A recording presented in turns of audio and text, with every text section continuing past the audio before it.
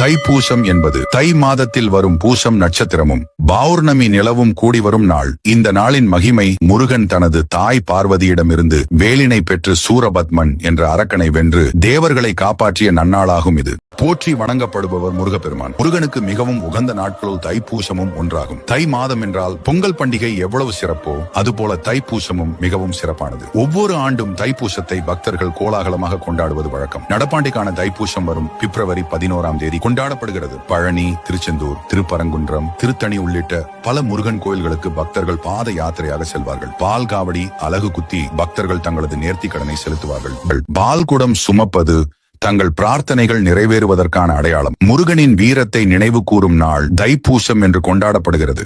சிவபெருமான் நடராஜராக தனித்து ஆனந்த தாண்டவமாடிய நாள் மார்கழி மாதத்தில் வரும் திருவாதிரை. இந்த நடனத்தை பிரம்மா, விஷ்ணு, பதஞ்சலி, வியாகரபாதர் ஆகியோருக்காக சிதம்பரத்தில் சிவபெருமான் அரங்கேற்றினார். இந்த நடனத்தை பார்வதி தேவியும் ரசித்துக் கொண்டிருந்தார். சிவபெருமானின் ஆனந்த தாண்டவத்தை கண்ட சிவகாமிக்கும் அதே போன்று தாண்டவமாட ஆசை வந்தது. சிவபெருமானை போன்று அன்னையின் நடனத்தையும் காண பிரம்மா, விஷ்ணு உள்ளிட்டார் ஆர்வம் கொண்டனர். முனிவர்கள், தேவர்கள் உள்ளிட்டோரின் ஆசையையும் நிறைவேற்ற எண்ணிய அம்பிகை ஆனந்த தாண்டவம் நிகழ்த்திய நாள் தைப்பூச திருநாளாகும். சிவபெருமான் ஆனந்த தாண்டவம் நிகழ்த்திய நாள் திருவாதிரை என கொண்டாடப்படுவதைப் போல் அம்பாள் நடனமாடிய திருநாள் தைப்பூசம் என கொண்டாடப்பட்டது. அதனால் இந்த நாள் அம்பிகை வழிபாட்டிற்குரிய நாளாக மாறியது. இந்த நாள் முருகனுக்குரிய திருநாளாக மாறிய தலம் பழனிதான். பழனி மலை அடிவாரத்தில் உள்ள பெரிய நாயகி அம்மன் கைலாசநாதருடன் தனி கோவிலில் அருள் பாலிக்கிறார். இக்கோவிலில் சிவன், அம்பாள் சன்னதிக்கு நடுவில் முருகன் சன்னதி அமைந்துள்ளது.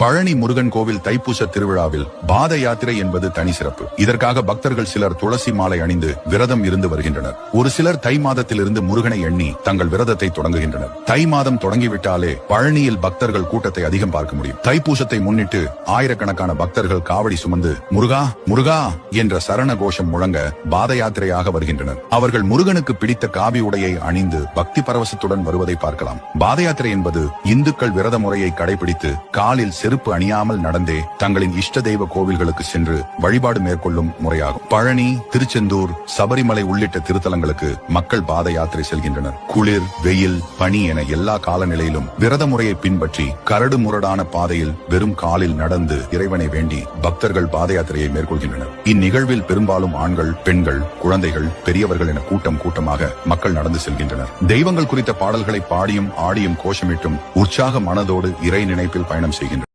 நேரடியாக செல்ல முடியவில்லை என்றால் வீட்டிலேயே விரதம் இருக்கலாம். தைப்பூச நாளில் விரதம் இருந்தால் குழந்தை பாக்கியம் உண்டாகும் என்றும் நினைத்த காரியங்கள் நிறைவேறும் எனவும் சொல்லப்படுகிறது. தைப்பூச நாளில் அதிகாலையிலேயே எழுந்து குளித்துவிட்டு பூஜை செய்து விரதத்தை தொடங்கலாம். பால் பழம் மட்டும் சாப்பிட்டு கூட விரதத்தை மேற்கொள்ளலாம். விரதத்தின் போது கந்த சஷ்டி கவசம், வேல்மாறல் போற்றி பாட வாழ்க்கை மகிழ்ச்சியாக இருக்கும்.